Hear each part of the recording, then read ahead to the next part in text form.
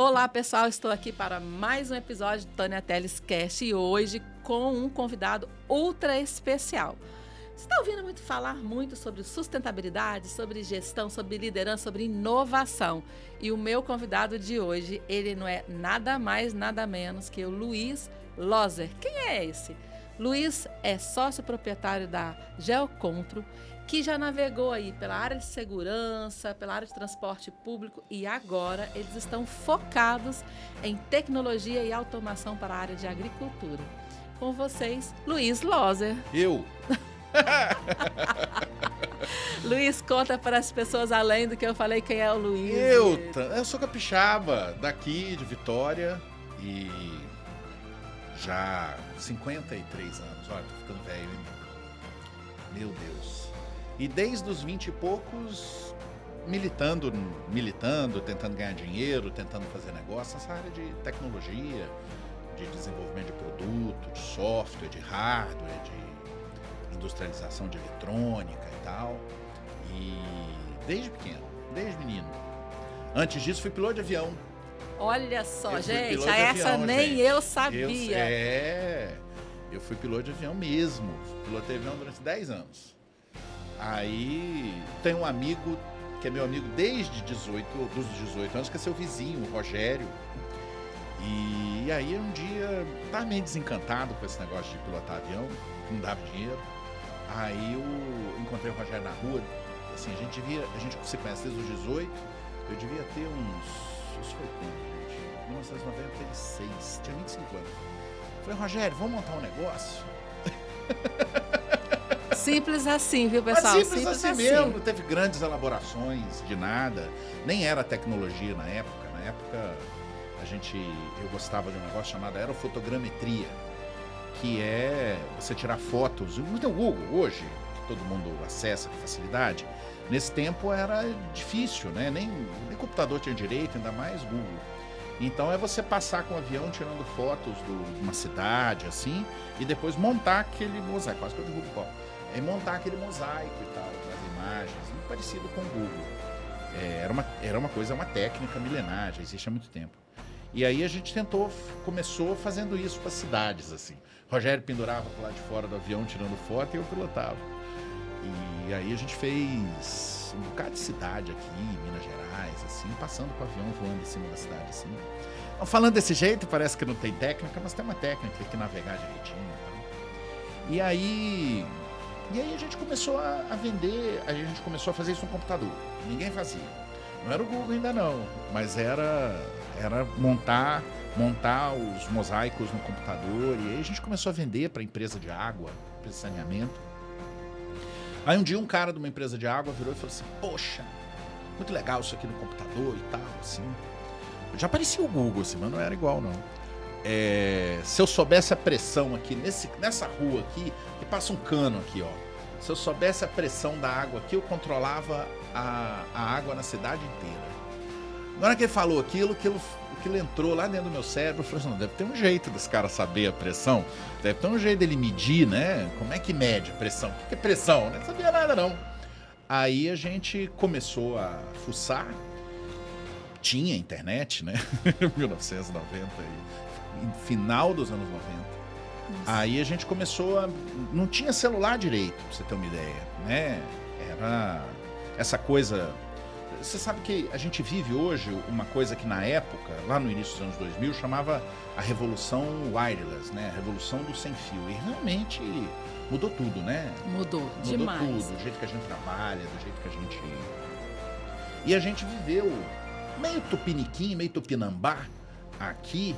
A gente viveu uma fase dessa revolução sem fio, que, enfim, eu queria transmitir a pressão do cano do homem lá para ele. Gente, olha só, quero fazer um parênteses aí. Pensa em empresários criativos e inovadores. Você traz o problema, a mente, isso aí eu acho que tem uma convergência também, que a mente funciona assim, como que eu faço isso? É no como. Esse é um segredo para poucos empresários, para poucos líderes. Mas Tânia, a necessidade... A necessidade é a mãe da invenção. Sim. A necessidade, não estava ganhando dinheiro como piloto, precisava, e a gente... Bom, mas aí a gente conseguiu transmitir A pressão da pressão, água no a leitura, cano, naquela... aprendeu que tinha um sensor de pressão, aprendeu que você tinha... Você lembra quando você conectava na internet? E aí conectava pelo telefone, e aí fazia aquele barulho? A linha de escada. E depois sumia o barulho, né? Aquele era o handshake, assim, o aperto de mão das duas redes, assim. E aquele protocolo tem nome, chamava X25. Eu não sou engenheiro não, tá? Eu aprendi isso fuçando. E aí era um protocolo X25 que ele é audível ao ouvido humano. A gente consegue ouvir. Se eu não me engano, ele modula o 0 e o 1 em 1900 Hz e 1800 Hz. Se eu não me engano é isso. Né? São 2 tons que ficam mudando com muita velocidade. E aí o que tinha nessa época era rádio VHF. Esses rádios, lembra rádio PX, rádio de... Muito bem.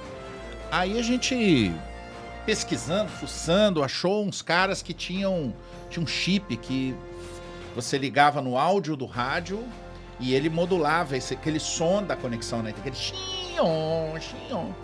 E aí conseguia transmitir. A gente achou uns meninos na universidade, uns alunos de engenharia elétrica da UFES, e falou, nós estamos querendo fazer isso aqui com esse chip aqui e tal. Aí os meninos fizeram o circuito e fizemos uma placa, assim, uma placa de circuito, mandamos montar. E aí ligamos essa placa num rádio, o sensor na outra ponta, e a gente transmitiu pressão, vazão, nível de reservatório. Fizemos a primeira vez, isso aconteceu em Cachoeiro de Itapemirim, na Citágua, isso aí, tem muitos anos. E aí a gente fez com produto próprio, não comprou nada de ninguém, comprava os sensores. Mas a gente tinha essa doideira de fazer as coisas, sabe? A gente...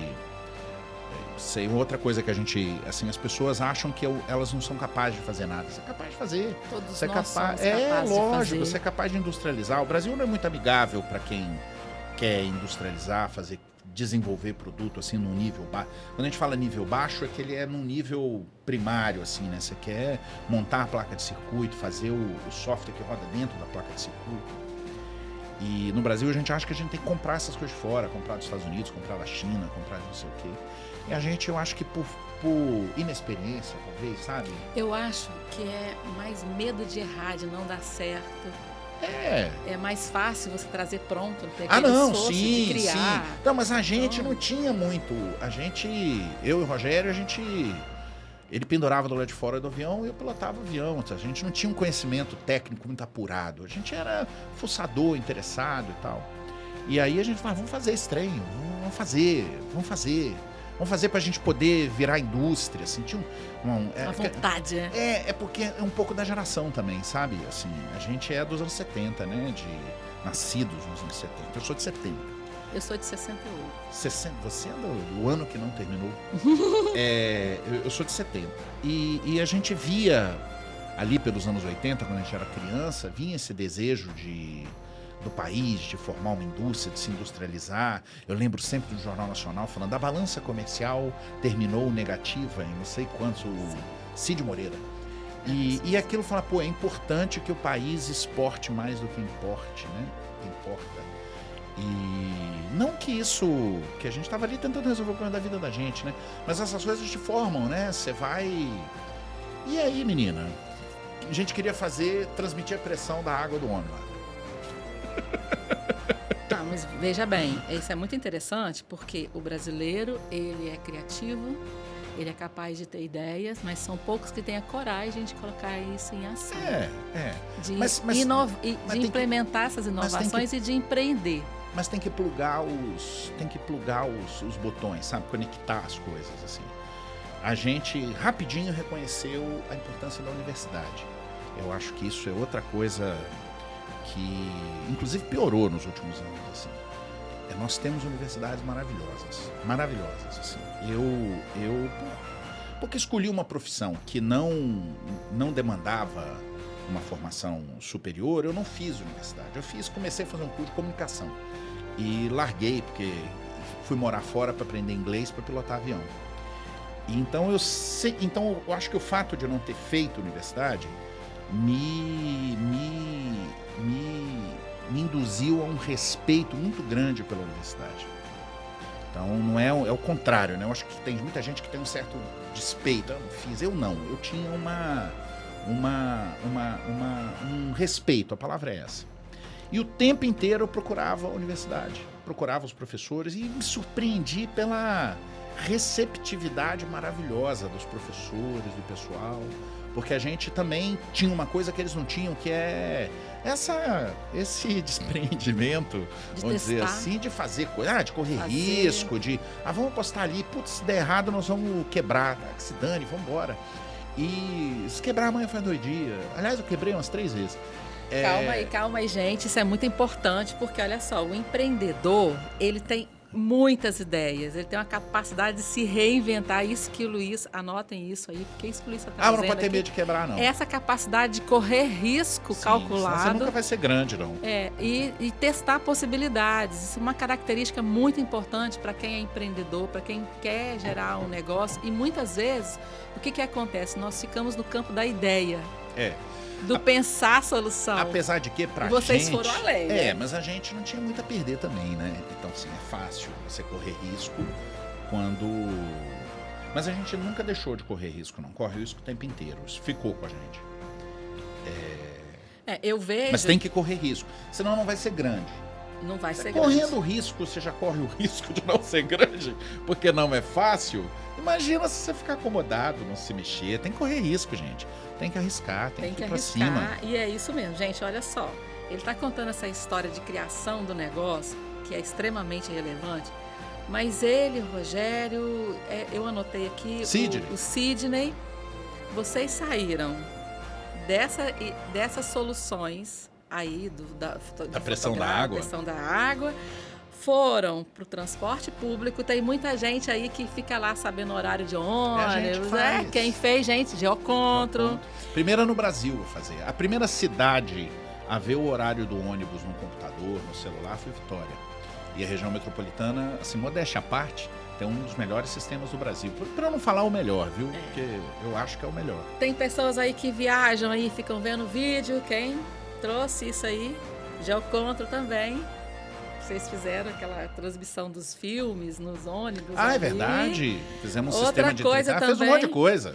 Segurança pública, computador embarcado, né, nos carros aí da polícia. Mas essa história está no começo da GEL. Sim, eu tô trazendo aqui, depois eu quero mostrar para vocês que às vezes, assim, você tem um processo de evolução, mas tudo começou numa ideia, numa vontade de fazer uma mudança, incentivada, estimulada aí por querer ganhar dinheiro também, esse sonho.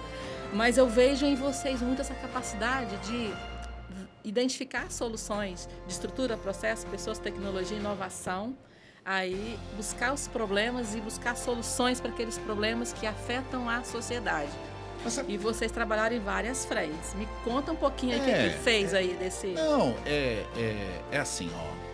Na verdade, as coisas... A gente fez coisas muito sofisticadas, assim. Eu não tenho... Pro Exército, por exemplo, a gente fez sistemas... Eu ouvi de um oficial do Exército Espanhol, quando ele viu o computador que a gente tinha feito pro blindado Guarani, ele olhou e falou, quanto vocês gastaram para fazer isso? Eu falei, mais ou menos tanto.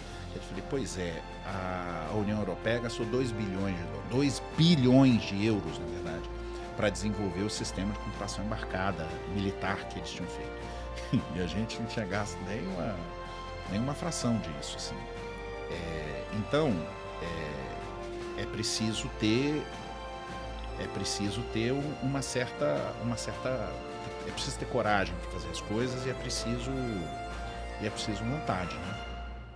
E isso vocês têm de sobra, porque agora, além disso tudo que vocês já vêm fazendo ao longo desses anos, e vocês estão agora focados em tecnologia para a agricultura.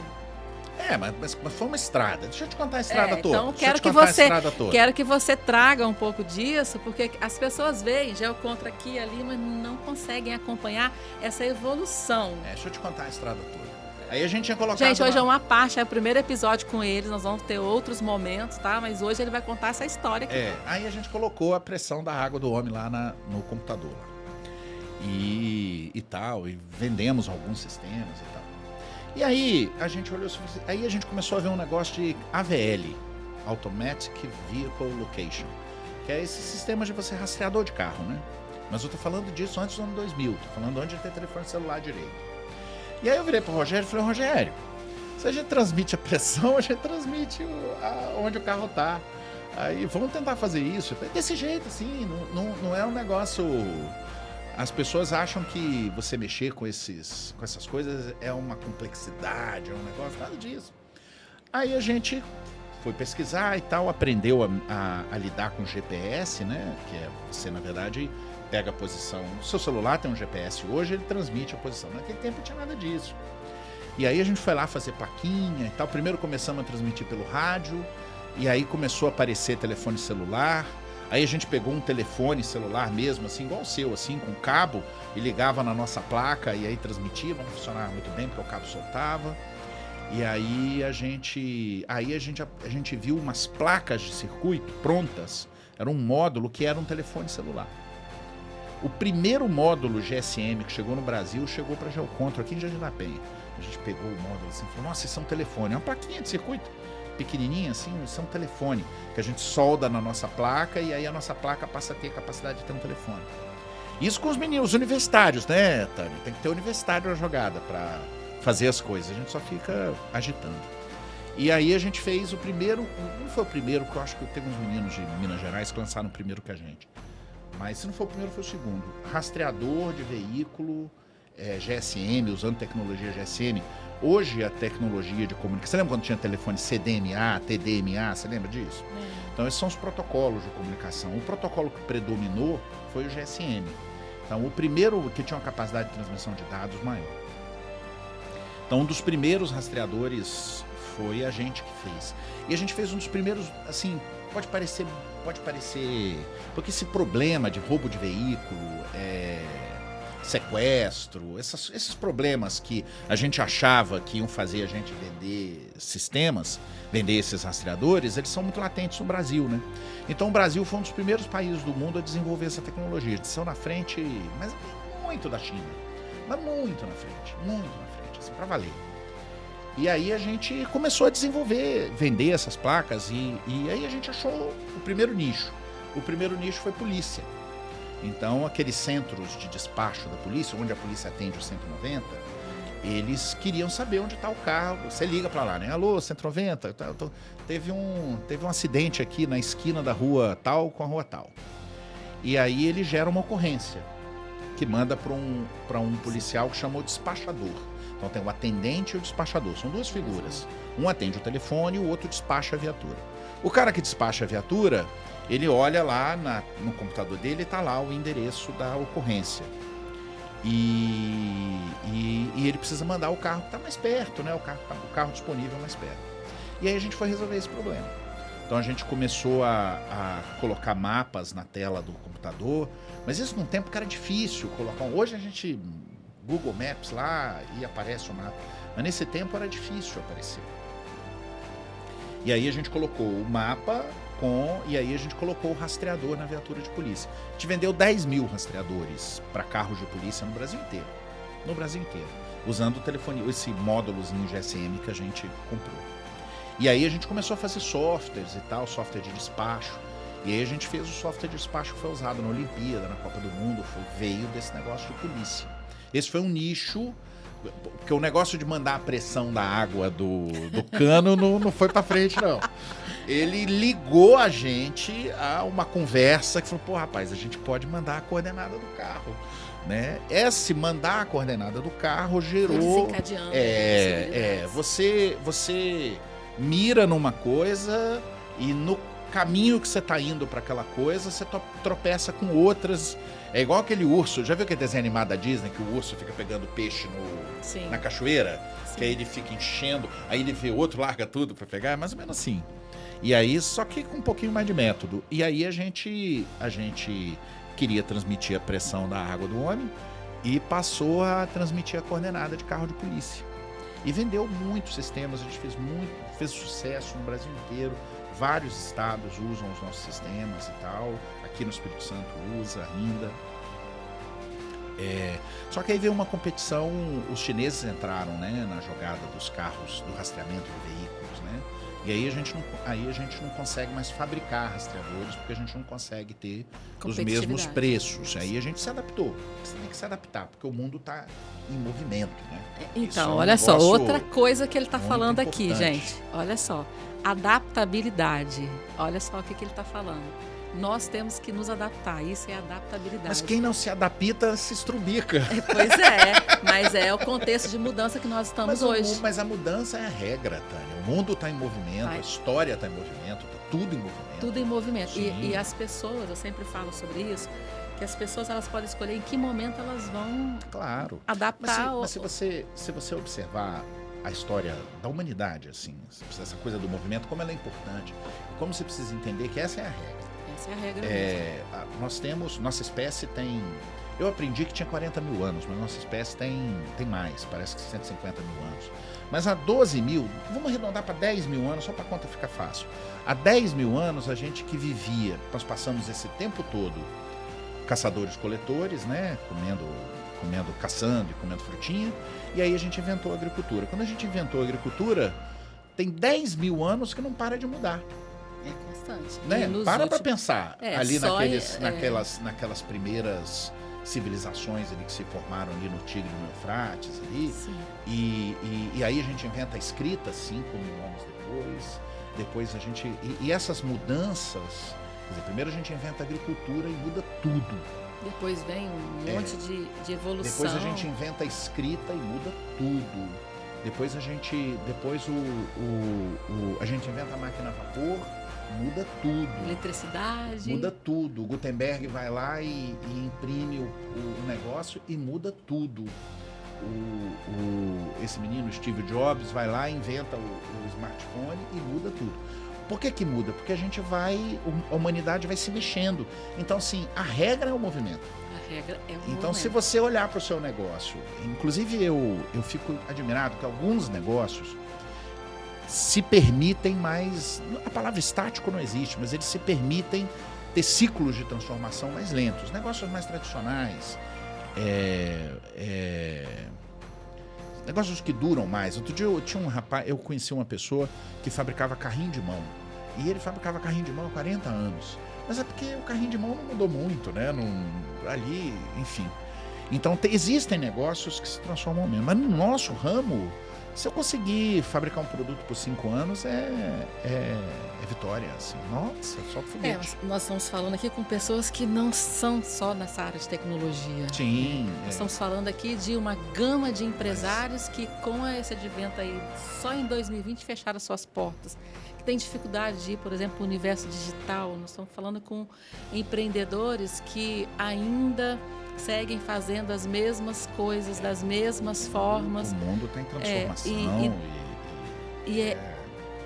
Vai sobreviver quem estiver acompanhando essas tendências. É claro que, por exemplo, a gente tem as fábricas de café, mas hoje a gente tem quem compra o artesanal, voltando lá no modelo tradicional. Passei a minha vida toda comprando pó de café no supermercado, aquele pó de café. Aí um dia minha mulher chegou em casa com um café no grão e com uma maquininha de moer. Aí eu tomei produto aquilo, artesanal. Eu não consigo mais tomar o café moído o café lá, aquele supermercado lá. Não, eu tenho que moer meu café. Olha como muda. Muda e eu sei que vamos ter públicos diferentes nessas etapas aí da inovação, né? Mas vocês da Geocontrol, vocês estão à frente de muitas empresas nesse aspecto da tecnologia e do se permitir testar. Ter a ideia, prototipar essa ideia, testar, implementar, rodar e aprimorar. Porque desde o início vocês estão fazendo isso. Porque a gente não sabe fazer outra coisa, tá? Só sabe fazer isso. Gente, ele fala assim, modéstia à parte, né? Não é modéstia não, é fato, é fato. Ô Luiz, então... Queria muito fazer carrinho de construção. Meu pai trabalhou a vida inteira na Vale do Rio Doce. Aposentou. Quando ele aposentou em 87, meu pai é falecido. Ele era o funcionário mais antigo da Vale do Rio Doce. Ele era naquele momento ali, em 1987, ele que empilhou como é que fala? 1 bilionésimo. A Vale atingiu 1 bilhão de pilhas de minério. Não tem ali aquelas pilhas? Foi meu pai que eles falaram, não, Geraldo, é você que vai empilhar a pilha de número 1 bilhão de pilhas. Ou era 1 bilhão de toneladas? Tanto faz. E era papai. E às vezes eu olho pro meu pai, assim, que já faleceu, mas eu olho pra vida dele, ele só trabalhou na Vale. Ele fez aquilo. Ele... E você mudou. Mas às vezes me dá uma certa inveja, tá? Eu sei, porque não é fácil você ser empreendedor, muito menos aqui no Brasil. Mas não é fácil viver porque o mundo está mudando muito, muito veloz, né? Não mudava. No tempo do meu pai não era. Pois é. Mas já mudava. Mas o Brasil, a gente tem que falar do Brasil. O Brasil é difícil. Para empreender, porque a dinâmica muda, as regras mudam, né? Mas já foi bom, né? A gente nos anos 70, na verdade, não é nem assim, quando o Brasil estabeleceu nos anos 30 uma vontade de se industrializar, né, com Getúlio Vargas. Getúlio é um personagem muito polêmico e tal, você pode falar o que quiser de Getúlio, mas Getúlio tinha uma visão de Brasil, assim, e ele tinha uma visão de um Brasil industrial. Então o Brasil se industrializou. Nós fomos à China, a gente esquece, porque a gente não viveu, a gente esquece, a gente não viveu, né? A gente só viveu o problema, né, Tânia? A nossa geração só viu pancada. Deus me livre, gente, só pancada. Muito sonho também, muita pancada. Mas o Brasil viveu dos anos 30 até 1980, o Brasil era a China. Sim. A China veio ao Brasil aprender a fazer avião, gente, a fazer carro. E é interessante você trazer... Porque era a gente que sabia fazer. Você trazer, reviver isso, né? A nossa geração, a gente viu essa transição da TV, aquela TV que colocava aquela tela que não tinha cor, tudo isso que você já falou anteriormente. Eu vi televisão preto e branco. Eu também. A cor, gente, nós não somos velhos, somos experientes, né? Momentos importantes. E você traz esse histórico todo, falando de tudo desse projeto, desse movimento de vocês, e aí você vai voltando para o negócio de vocês, né? Você vai para a defesa, passa pelo transporte público e chega na agricultura. Quero que você volte aí. Mas deixa eu contar essa história com detalhe para você. Pode falar à vontade aqui? Tem tempo? Como é que é? A gente tem um tempinho aqui, nesse primeiro momento, vamos conversando. Então vamos embora. Então a gente tinha feito coisa para a polícia, a gente fez coisa para transporte público. O sistema que usa aqui em Vitória para ver horário de ônibus e tal, foi a Geoponto que fez, foi o primeiro do Brasil, assim. Foi o primeiro do Brasil mesmo, assim, mas assim, a gente foi o primeiro do Brasil com muita distância, porque a gente juntou esses algoritmos, esses sistemas, mas assim, com anos de distância das outras cidades, outros lugares que foram fazer. E a gente tinha uma história muito bacana com a segurança pública. A gente tinha feito um computador embarcado, no tempo que o celular ainda não era smartphone. E aí o Exército viu. E aí nos chamou para conversar lá no centro, como é que era? Secongex, Centro de Comunicação e Guerra Eletrônica. Um general muito bacana, muita gente boa, que já está na reserva. E Antonino Santos Guerra. E ele falava que tudo que dava choque no Exército passava por ele. E de fato passava. E eu fui numa apresentação para esse general que comandava esse centro de guerra eletrônica. E uma pessoa muito, muito afável. Aliás, todas as pessoas dentro do centro de guerra eletrônica tinham esse espírito de experimentar e tal. Então, um pouco... E aí eu levei o computador da polícia. Eu mandei injetar o plástico verde. Ele era preto, né? Aí eu mandei injetar verde e levei pro general. O general já tinha gostado do computador verde. Ele falou, não, vamos testar esse aí. Eu falei, não, general. Não, esse aqui não. Eu vou... Porque ele tinha mostrado um israelense de alumínio, de metal, todo... Eu falei, não, eu vou fazer um igual esse aí pro senhor. Aí ele... só me dá umas semanas que eu vou voltar com um protótipo igual a esse. Aí eu voltei pra cá, nessa época a gente tinha máquina de usinagem, tinha um monte de coisa... E aí a gente usinou, pegou o computador da polícia, só colocou ele dentro de uma caixa. Porque as coisas para exército tem que ser muito fortes, assim, muito fortes. Muito à prova d'água e muito forte. Você tem que imaginar assim, um blindado, não para falar tanque não, tá? Eu falava tanque, eles me corrigiram. um blindado ou um carro de combate, se ele toma um tiro de uma munição perfurante, assim, ele para, mas eles consertam o carro, assim, eles não jogam fora. Então, quanto mais os equipamentos que tiverem dentro sobreviverem a uma coisa dessa, melhor, mais fácil é a manutenção. Então, eles são muito, muito fortes, assim. E aí eu olhei aquele negócio israelense, assim, olhei assim, vou fazer parecido com isso. Aí a gente voltou, pegou a eletrônica desse computador da polícia, as telas e tal, e colocou numa caixa de metal em... Eu não sei, eu acho que foi 3 semanas, foi menos de um mês. Aí a gente levou pro general, o general ficou impressionadíssimo, assim. Como é que você... né? Falei, mas esse aqui não serve também não. Vamos fazer um negócio melhor ainda. Se o senhor gostou e tal, vamos fazer agora com uma eletrônica nova. Nós gastamos 5 milhões de reais fazendo protótipo para o Exército. A gente quase quebrou. Porque a gente desenvolveu coisa boa, colocou coisas que o Exército nem imaginava que podiam colocar. A gente botou botão de autodestruição, mas não para explodir, né? Para queimar as memórias, porque se o computador fosse pego pelo inimigo, ele apagava os dados e tal, assim. A gente fez bem divertido, foi legal, foi muito divertido. Outra coisa, assim, você tem que fazer coisa que te diverte, né? Porque se fazer coisa que não te diverte, não tem graça. Isso talvez seja tá entre o top 5, assim, das coisas importantes para você dar certo. Você tem que se divertir. Olha só, gente. Queria...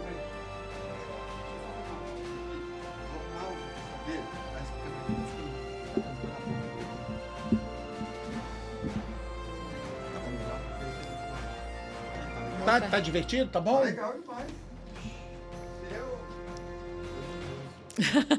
Araquém, o showman! Então eu vou continuar. Continuar. Sim. Olha só, Luiz. Tem que ser divertido. Preciso fazer um parêntese aqui. Olha aqui. Primeiro ele falou que ele foi lá, testou. Ele teve uma ideia, preparou o protótipo e focou totalmente no cliente. Aí ele falou assim, isso nós gastamos 5 milhões. Olha só, até que ponto... Nós gastamos o processo todo, né? O processo todo. Até que ponto você vai investir? Perdemos muito dinheiro com o Exército. Precisa ter... Olha só, segura aí um pouquinho, Luiz. Precisa ter uma visão econômica também, até que ponto você vai investir. E outra coisa que ele finalizou e ele repetiu aqui, precisa se divertir. Quando você gosta do que você faz, quando você se realiza naquilo, isso muda o jogo. Fazer coisa que você não gosta, fazer coisa que não precisa gastar tanto, né, Luiz? Não, é verdade. Mas é porque importante. É que a gente acreditou muito. A empresa se transformou numa empresa estratégica de defesa. Tinha 11 no Brasil e nós éramos uma delas. O que é isso? Se o Brasil entrasse em guerra, as indústrias que iriam receber uma espécie de intervenção, elas iam parar para o esforço de guerra, seriam essas. E a Geocontrol era uma delas. Você consegue imaginar um negócio desse? Uma empresa pequena aqui de Vitória estava no mesmo patamar das montadoras de veículo, por exemplo. As montadoras são empresas estratégicas de defesa. Porque se o país entrar em guerra, elas vão parar de fazer carro e vão fazer carro de combate. Vão fazer arma, vão fazer as coisas. Tinha 11, nós éramos uma delas. Por causa dessas... Porque a gente se divertia. A gente passeou de blindado, andar de tanque de guerra, é divertido. Mas não é só isso não, porque a gente acreditava, assim... Sabe aquilo que eu te falei no começo, né? Essa coisa da geração que eu olhava para a questão industrial, assim... Sempre olho ainda, mas um pouco menos agora. E achava assim, a gente tem que ser indústria. Porque a riqueza está na indústria. A riqueza das nações e a riqueza das pessoas, assim. Eu tô errado nisso. A riqueza das nações, talvez, a riqueza real. Mas a riqueza das pessoas, você ganha dinheiro mesmo no mercado financeiro. Né? Fazendo coisa real, você só quebra a cara. Mais ou menos. Mas enfim. E aí a gente fez as coisas pro Exército e aí veio aquela crise toda de 2016. Olha como o tempo passa, né, Tânia? Ela vai para quase 8 anos. E veio aquela crise violenta, aquela coisa, aquelas mudanças. Tudo muda, né? A gente estava falando, o mundo se mexe, o mundo se movimenta da política à tecnologia e tal. E aí aquele projeto de fazer tecnologia para defesa foi pro buraco. Assim. O Exército parou de comprar. A gente tinha vencido uma licitação para vender os computadores para o Guarani. O Exército ia comprar, falava em comprar 200 por ano, comprou 20 e parou de comprar. E a gente, com todo aquele desenvolvimento, todo aquele investimento, ficou na mão. Luiz, mas tá bom, faz parte. Isso é interessante você trazer, porque assim, o empresário, ele controla as variáveis internas da empresa dele. Tem lá os KPIs, os indicadores de gestão e tudo. Agora, o contexto, o cenário econômico, o cenário político, isso é uma variável que a gente não controla. E muitas vezes você faz todo um investimento em tecnologia de ponta, como vocês fizeram, e depois não configura aquilo que você... Nós montamos fábrica, não configura aquilo que vocês idealizaram. E aí? Nós montamos uma fábrica para fabricar computador de guerra. Nós projetamos a placa-mãe desse computador. A gente fez tudo.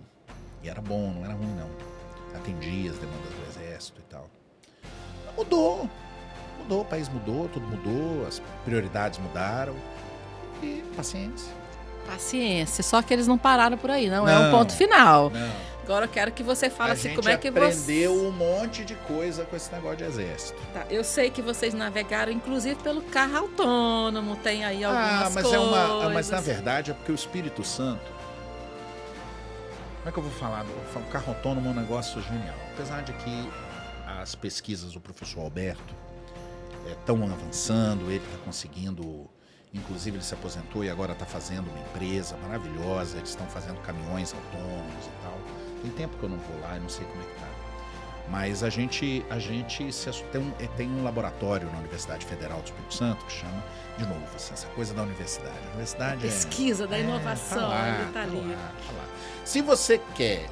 Você sabe que é uma paixão minha, que eu fui professora universitária há muito tempo. Tá lá. Se você quer disputar no mundo as grandes oportunidades, passa pelo conhecimento. E passa pela inovação. Claro, mas é o conhecimento que vai... Então passa pelo conhecimento, passa pela ciência, passa pelo conhecimento científico, passa pelo método científico, passa por aí. Se você quer ser um coadjuvante, talvez não passe. Então, por exemplo, a gente pode ser coadjuvante, pode ganhar dinheiro sendo coadjuvante, não tem problema nenhum não, mas se você quer ser o ator principal nesse processo, você vai ter que lidar com conhecimento. E aí a gente já conhecia, já tinha tempo, conhecia o professor Alberto, da Universidade Federal do Espírito Santo, uma das grandes mentes aqui do Espírito Santo. E eu vou te falar um negócio, você não vai acreditar, mas tem uns não sei quantos anos tem, na época tinha 12 anos, então hoje deve estar uns 18 anos. O Espírito Santo foi um dos primeiros veículos autônomos do mundo, foi da cabeça do Alberto aqui. Se você olhar o carro do Google, a arquitetura do carro do Google, laser em cima, câmera e tal, quem fez aquilo primeiro foi o Alberto, aqui na UFES. Ali não tinha nem o laser direito. E aí esse laboratório, LCAD, Laboratório de Computação de Alto Desempenho, foi fazendo os projetos e tal. E como a gente vinha de hardware, vinha de eletrônica, a gente se conheceu.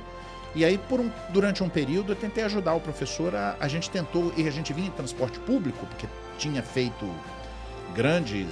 bons sistemas de gerenciamento de transporte público. A gente tentou falar, vamos tentar no transporte público aí, né? Vamos tentar ser líder nessa indústria e tal.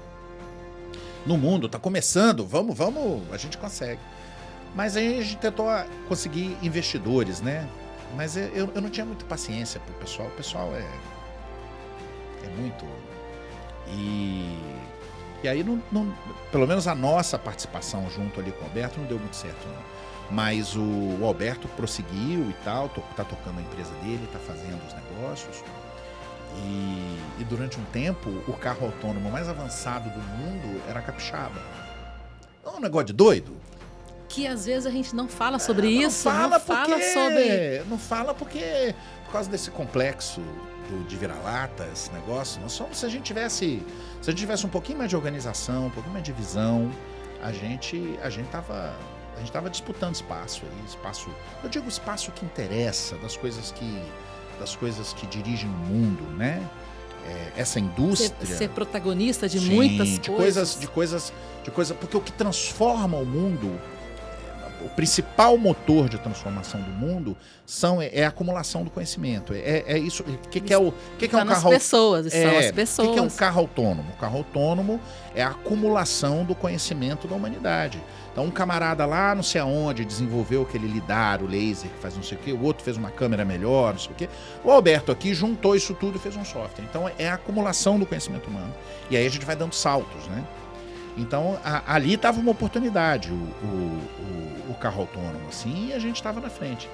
Mas a gente não tem as ferramentas. Você fica falando do Brasil difícil, né?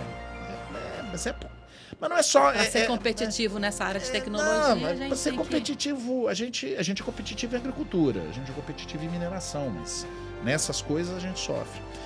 Mas a gente tem que lembrar que o país somos nós, né? Sim, são as pessoas que fazem a transformação acontecer. Você é parte do problema, camarada. Você que está me ouvindo falar, você é parte do problema e da solução também, né? Todo mundo é parte do problema e parte da solução. Então a gente precisa... E somos nós que podemos fazer o processo de transformação acontecer. Trazer isso, falar mais sobre isso. Você falou da agricultura, vocês chegaram na agricultura. Não, então, aí tinha dado errado esse negócio de exército. Aí a gente... Rapaz, nós temos que avançar e tal. Aí a gente resolveu... A gente teve que se reestruturar, a gente quase quebrou. Mas a crise foi forte, né? 2016, 2014, 2016, 2017, naquele período do negócio de impeachment, aquelas confusões lá. Foi muito duro. A gente estava encerrando um ciclo, o país, né? Encerrando um ciclo, começando outro. Então foi muito difícil. E aí a gente falou, precisamos inventar coisa nova. Aí a gente procurou novos produtos. Por causa do Alberto e por causa das experiências que a gente fez com o carro autônomo, o Alberto falou, você não faz um GPS, não? Um GPS de alta precisão, um GPS com 1 centímetro de precisão. Você não faz, não? Faz aí pra gente botar no carro, vamos ser uma parte da indústria de carro autônomo, né? Foi assim que começou, mas a gente tá usando para outra coisa. E aí a gente começou, vamos tentar. Tem um engenheiro, um físico que trabalha comigo, que é o Cleone, que é um cara genial. Falei, Cleo, vamos fazer esse negócio? Vamos aqui, tem um chip aqui, tem um negócio ali. A gente foi juntando as coisas, aí a gente fez um aparelho, um receptor. Você tem um GPS no seu celular, não tem? Tem. Ele vai te dar uma precisão, 90% do tempo, de 5 metros. E ele pode dar um erro, assim, pode chegar a 15, 20 metros, até mais. Para essas aplicações de robótica, de navegação, posicionamento preciso, você precisa de uma precisão de 1 centímetro, firme, o tempo inteiro. Isso é uma tecnologia que existe, viu, Tânia? Não foi a gente que inventou, não. O elemento de abuso é a gente querer fazer no Brasil. E assim... É possível. Claro que é possível, É difícil, mas é possível. O problema é esse, não devia ser difícil, devia ser mais fácil. As nossas... E, de novo, nós somos parte do problema e parte da solução. A gente gosta, o brasileiro gosta muito de apontar o dedo, né? Ele gosta muito de eleger, assim, umas para tudo que nos aflige. E o que nos aflige é causado também por nós, né? São as escolhas que a gente faz o tempo inteiro, não só na política, tá? Na vida. Nas ideias, eu costumo tudo, na cultura. Trazer toda vez que eu faço um diagnóstico organizacional, sistêmico, eu falo que a mesma mão Mas é muito chique, mulher. Diagnóstico organizacional, não sei nem o que é isso. Sistêmica, fazer o diagnóstico da organização. O diagnóstico da organização, lógico, também. Eu não sou Por que é sistêmica? A gente olha o todo, né? Mas eu tenho trabalhado muito, Luiz, essa questão de trazer o problema, mas trazer também a solução. Claro. Porque é quem está ali usando o serviço é que tem ali a experiência do cliente, do usuário, vai saber onde está o problema quando você passa por determinadas situações. Mas seguindo aí, vamos perder o fio da meada, não? Não, então, aí a gente fez esse aparelho e tá vendendo ele, que é um aparelho de posicionamento para topografias. A gente fez para robótica inicialmente. E ele é muito usado em agricultura de precisão, aqueles tratores, assim, para eles plantarem a soja, o milho no lugar certo, naquele alinhamento certinho que você vê, naqueles terrenos enormes, o trator é guiado por RTK. Real Time Kinetics é o nome dessa sigla, RTK significa. E aí eu falei, Rogério, nós temos que ir nesse negócio de agricultura. E eu comecei a fuçar. Né? Eu comecei a fuçar e arrumei um contato lá no sul do Brasil, numa empresa de irrigação. Foi o que a gente conseguiu. Precisava ser a grande agricultura, né? Assim, eu sei, é importante a agricultura familiar, comida que a gente come vem da agricultura familiar.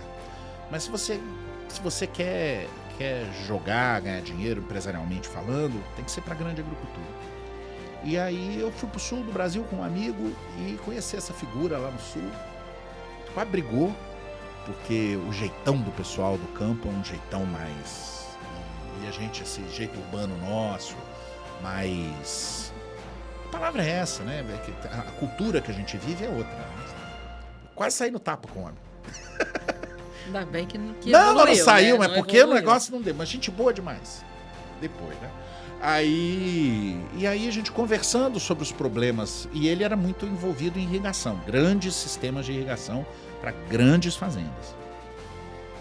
E aí aí conversando, conversa vai, conversa vem, aí o problema é ligar o pivô de irrigação. Eu não sabia o que era um pivô de irrigação. Quem anda de avião, vai para Brasília, por exemplo, se você olhar, às vezes você olha para a janela, você vê aqueles discos de terra enormes, alguns com 2 km de diâmetro.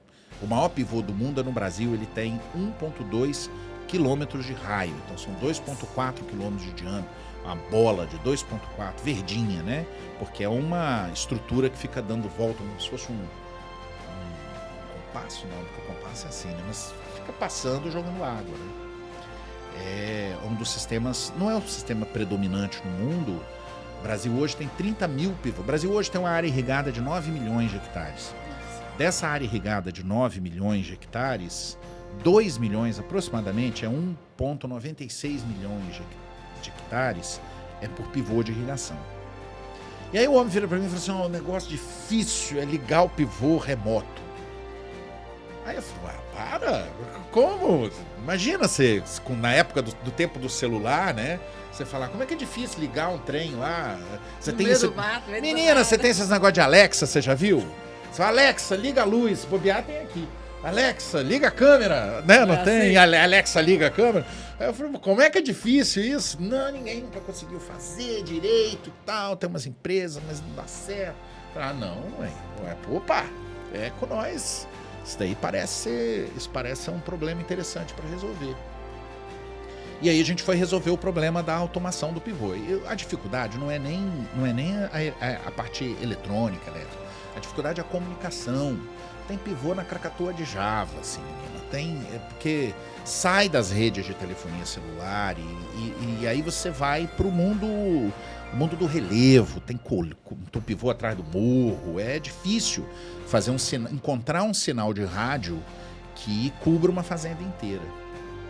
Aí foi o desafio técnico mais difícil que a gente já enfrentou, porque ele saiu do escritório, né, do laboratório, do ambiente que a gente estava sempre controlado, né?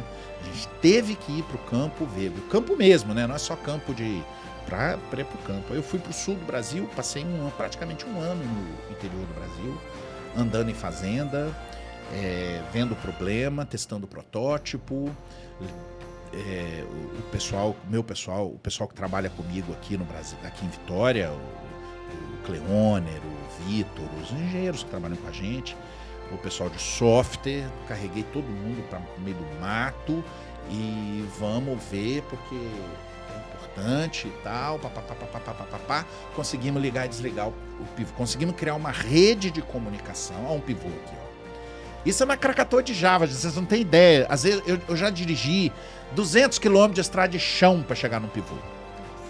É tudo longe. Quero fazer um parêntese ali. É muito interessante que você trouxe aqui. Você falou que levou toda a sua equipe para ir lá na ponta para ver o problema. Por que isso? Mais assertividade na solução. essa experiência do usuário, saber o que ele passa, dificuldade em campo. Mas é o único jeito de fazer, Pois é, muitas empresas ainda querem gerar essa inovação ali. Mas não é porque está fazendo carrinho de construção, não? Talvez esteja fazendo carrinho de construção. Que não é sempre igual, é tudo igual. Eu lembro uma vez que eu fui dar um treinamento para líderes de presídio aqui no Espírito Santo. Nossa Senhora! Treinamento de gestão. Nós já fizemos tornozeleira de preso, deu tudo errado. Eu já sei desse caso. Isso é um assunto para outra podcast. Inclusive, dá errado, tem que dar errado, gente. Você acha que tudo dá certo? Tem que dar errado, testar. Tem coisa que dá ruim. E o que é interessante? Como é que você vai falar daquela realidade sem estar lá e conhecer aquele universo? Então, foi o que vocês fizeram. Vocês saíram daqui de Vitória e foram lá conhecer o pivô, levar a sua equipe para vivenciar aquela experiência. Sim. E com isso, o que você fez? Os meninos voltavam, desenvolviam aqui, a gente levava de novo. E não é simples você inovar. Não é simples. E também, Luiz, você trouxe... Calma aí. Não. Segura aí.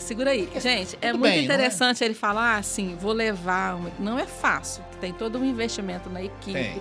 Você tem que levar a equipe e acreditar. A gente precisa de sócio para fazer isso. E uma coisa que eu acho... Fez uma sociedade com os gaúchos para a gente conseguir recursos para poder viajar, para poder se estabelecer lá, para poder ir nesses lugares. Eu fui nesses lugares. Fui na Bahia, no meio... Krakatoa, adoro Krakatoa de Java, porque dá uma ideia de longe, né? Lá na Krakatoa de Java, lá no Uzbequistão do Brasil. Eu quero trazer uma questão que nem sempre a pessoa que pensa na solução ou que traz para si aquele desafio vai ser a pessoa que vai executar. Eu preciso de um time para estar junto comigo. Claro. Você está trazendo aqui as questões que você fez que parceria. Programar essas coisas, sai nada não. E isso é muito interessante nessa liderança da equipe para solucionar e implementar isso que você está trazendo. Tem gente muito mais inteligente do que eu. Eu sou bom. Não tem um pessoal, tem um canal de tipo Porta dos Fundos que tem um personagem chama Burrão que nunca que era um empresário de sucesso, mas ele não terminou a 5ª série. Eu tô igual o Burrão. Luiz, mas é muito interessante porque alguém tem que ter a ousadia de se desafiar para focar em ter as ideias. Nem sempre é a pessoa que vai implementar. Eu concordo com você, mas assim, essa coisa, esse processo pode ser coletivo também, sabe? Co-criar. Claro, assim, essa coisa de uma liderança muito, tem fulano, ele é brilhante. Ninguém é tão bom assim, entendeu?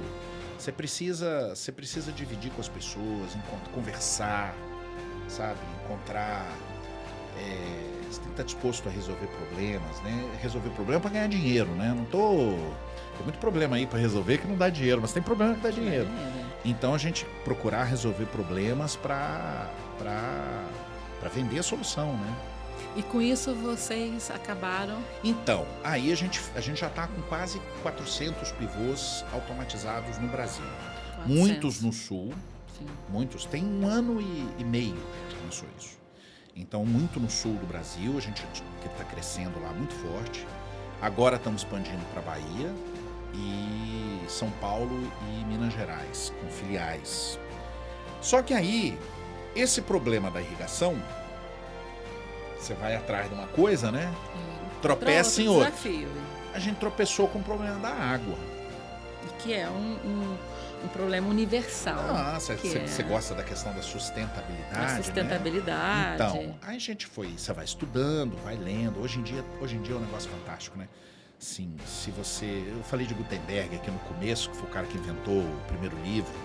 A importância de Gutenberg é que o conhecimento... Antigamente, gente, o camarada desenvolvia uma técnica de... a cirurgia do olho, por exemplo. Assim. Ou um troço mais simples, mais medieval, assim. Um camarada descobriu que esse negócio de cauterizar é ruim, o bom é costurar. E aí ele ia lá num cantinho lá da Eslováquia, lá. Ele vai lá... Ele costura e, dá certo e tal. E aquele conhecimento ficava morto ali com ele, né? A importância do Gutenberg é que o cara que desenvolveu uma técnica de dar ponto, escreve um livro e o Gutenberg consegue fazer 2.000 cópias daquele livro, aquele conhecimento se espalha. Hoje você tem ChatGPT aí que você faz. Isso. Então, assim, isso começa com o Gutenberg, o conhecimento se espalhar. E hoje em dia a gente está com Gutenberg a enésima potência, né? É um negócio fantástico. Acessar o conhecimento é um negócio muito... Eu estou falando isso porque aí a gente cruzou com alguns dados que hoje são fáceis de você encontrar e antigamente são mais difíceis, que assim, 60% do consumo da água do mundo é irrigação. 60% é irrigação. É irrigação. É um negócio fantástico. E existem dados acadêmicos que dizem que metade dessa água é desperdiçada. Sim. E aí, eu não sei se vocês lembram aqui na seca que deu aqui no Espírito Santo em 2016, mais ou menos essa época. Mais ou menos, né? Aquele rio Santa Maria do Doce, que é um rio que nasce em Santa Maria do Jetibá e deságua no Rio Doce, lá em Colatina. Sim. Eles passam por dentro de Colatina, que é uma bacia. E aquele rio secava de tarde e a água não chegava em São Roque do Canaã. Ele passa por São Roque antes de chegar em... Ele tem 60 quilômetros esse rio. Assim. E eu tava com esse trem na cabeça. E aí, na época, o pessoal falando, é irrigação. O pessoal começa a ligar as bombas e a água não chega para consumo humano em São Roque. Tava dando um problema. Entrou o Ministério Público proibindo de irrigar e tal. Eu tava com esse trem na cabeça. E aí comecei a ver e comecei a perceber que automatizar o pivô era uma porta de entrada. A gente começou a perceber coisas assim que o pessoal às vezes não para o pivô no ponto certo. Então você tem um pivô, né? Esse porta-copo aqui vai ser o nosso pivô, que é igualzinho isso aqui, ó. Essa aqui é uma miniatura de pivô. Então o camarada, o pivô está num determinado ângulo, ele manda ele dar uma volta, mas aí a parada do pivô não é automático, o pivô passa 20 graus, assim, pouca coisa. Só que ele irrigou a mais uma área que não precisava irrigar, jogou água fora. A gente começou a perceber que ele parava antes, e nem sempre o funcionário ia lá, mandava ele ir e tal. Então a gente percebia algumas ineficiências por falta de sistema, por falta de processo. E a gente começou a perceber também que o pessoal, é muito complicado o processo de manejo de irrigação. Manejar a irrigação é você irrigar o quanto precisa. Você não pode irrigar mais, porque isso faz mal para a terra, não é bom. Você vai lavar tudo aquilo que você gastou de colocar adubo, colocar correção do solo e tal, tudo vai embora, escorre e você gasta energia, né? Então é prejuízo para você. E irrigar de menos é problema também. Então, assim, o que o produtor faz? Na sua maioria, ele fala assim, vou jogar um pouquinho mais, porque eu não sei exatamente quanto que eu tenho que jogar de água, porque é um processo muito laborioso, dá muito trabalho. Assim, as pessoas às vezes não entendem, mas um produtor rural é ele mesmo que liga e desliga pivô. É ele mesmo, assim. Eu conheço dono de fazenda que fatura muito dinheiro e é ele que liga o pivô. Entendeu? Assim, esse pessoal trabalha, corre de madrugada para ligar pivô. E aí a gente começou a estudar qual é a quantidade de água que a planta precisa. Entendeu? E aonde a gente vai procurar o conhecimento? Onde que ele está? Está na universidade, está lá na Universidade Pública Brasileira, está lá na pesquisa. Na pesquisa. A gente conheceu um professor no IFES, professor Gustavo, uma das grandes cabeças brasileiras de irrigação. E falei, professor, como é que acerta a quantidade de água? E aí a gente começou, o Gustavo nos passou a técnica de manejo normal. E que ele conhece. Aí olha só que legal, assim, a gente usa outro óculos, né? Você já ouviu essa expressão? Né? A gente usa o Gustavo usa o óculos da agronomia, o óculos da irrigação. A gente usa o óculos da eletrônica, do software, do sistema, da invenção, né? Ele também usa o óculos da invenção. Mas a gente é de outra área, assim. Então, quando a gente se juntou, o Gustavo nos deu o óculos da agronomia, nos ensinando as questões agronômicas, e a gente passou para ele o óculos do que a gente sabia. Isso. E aí, menina, deixa eu te contar, que é mais legal ainda. Conta. A gente tem um pivô, o IFES Santa Teresa tem um pivô pequeno de pesquisa aqui no Espírito Santo, gente. Esse pivô é o mais moderno do Brasil hoje. Esse pivô... Espírito Santo despontando aí com tecnologia de ponta, inovação. Eu preciso fazer um parênteses aí. Faz parênteses. a importância do que você está trazendo, de o melhor de vocês, da tecnologia, do conhecimento do professor, unindo essas duas coisas. Claro! A liderança você não tem que ter o ego de querer ser negócio capaz de ego. resolver tudo. Você não de vai resolver fazer nada. tudo. Se você for querer resolver tudo, você não vai resolver nada. A cocriação, ela é Claro importante. que é.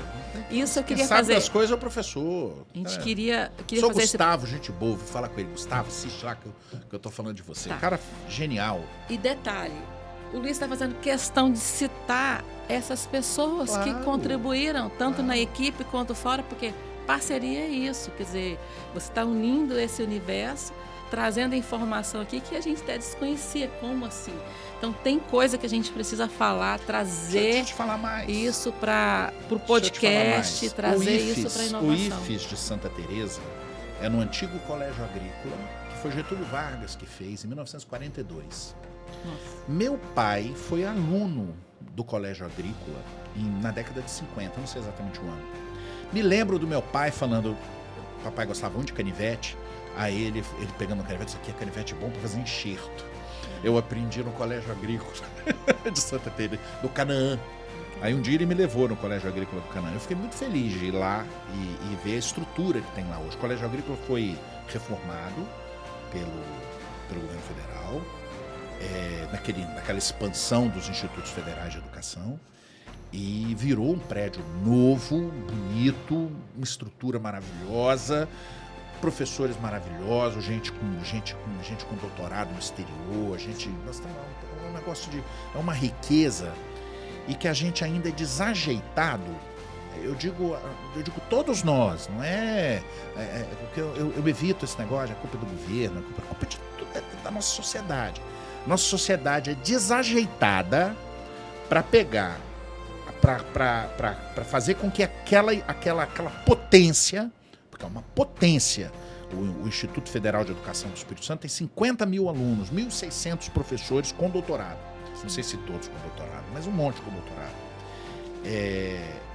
Gente com o IFES foi o IFES do Espírito Santo, o IFES dos Institutos Federais do Brasil, mas o IFES do Espírito Santo foi montado para ser criadas essas parcerias e tal.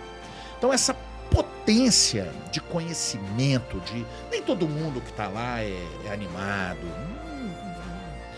O Jadir, que é o reitor, outro dia falou, Luiz, se tiver uns 200 animados, já tá bom. E aí... Eu espero que os meus 2 filhos estejam nessa. Eles estão no 200. IFES? Meu filho está estudando no IFES também. 2 tá lá, fazendo tem o Miguel e o Arthur estão lá. O Lourenço está fazendo biologia no IFES de Alegre, assim. Fantástico. E aí pegar essa potência da Universidade Federal do Espírito Santo, a potência das universidades particulares, eu não tenho adoração por... E transformar isso em oportunidade, transformar isso em produto, transformar isso em... E foi isso que a gente fez. A gente, nessa ligação, quer dizer, primeiro nós fomos lá para o sul do Brasil, passei um tempão lá e tal, e depois a gente veio para cá. E aí a gente está criando esse sistema. Quando eu falo que o pivô do IFES aqui de Santa Teresa é o mais moderno do Brasil... Tenho que interromper, Luiz, porque, gente, vocês pegaram essa chave, olha só. Quando ele falou que criou um processo, uma solução, buscou uma solução para a irrigação, o que ele trouxe? Que ele inovou para resolver e solucionar um problema real. Muitas vezes você, como empreendedor, tem uma ideia da sua cabeça que às vezes está dissociada de uma necessidade real. E às vezes a sua ideia pode não dar certo. Então é muito importante a gente estar atento às oportunidades que surgem a partir dos problemas existentes. É assim que se cria inovação, é assim que você evolui, usando da criatividade. E uma outra coisa importante que ele trouxe, co-criando, unindo aí o melhor do mundo empresarial com o suporte e a parceria aí do universo da pesquisa e da inovação. Pegue essa chave aí e comece a aplicar no seu negócio. É uma técnica tradicional de manejo da irrigação, que é uma fórmula dos professores franceses e tal, que o mundo inteiro usa, que é meteorológica. Você tem uma estação meteorológica, aí você fica calculando quanto o sol irradiou quanta energia solar bateu naquela plantação, chuva, você calcula e você, com essa meteorologia que teve aqui hoje, amanhã precisa botar 2 milímetros de água. A gente pegou essa técnica de novo, isso é parte do conhecimento acumulado da humanidade. Então, quem inventou isso é um professor francês há não sei quantos anos. A gente pegou e casou. Pimar Montitz, que é o nome dos 2 professores, eu não sei os...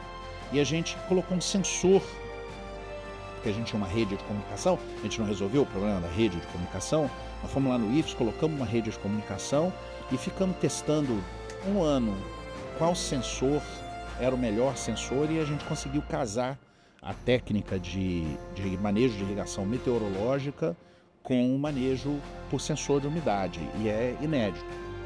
É uma solução que, assim, estão tentando fazer e a gente aqui conseguiu.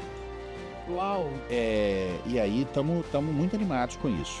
E aí, agora, a gente quer. Então agora a gente sabe dizer que a gente resolveu um problema do manejo de irrigação. Deixa eu sei que tá, mas todo podcast para falar à vontade. Aqui tem tempo. Porque o problema é o seguinte, para o agricultor manejar a irrigação, dá muito trabalho, tem que anotar quanto choveu, tem que anotar quanto que ele irrigou, tem que ficar fazendo esses negócios, e no final ele se perde, acaba largando de mão, não fica, aí ele vai lá e irriga muito. Essa que é a solução que ele arruma.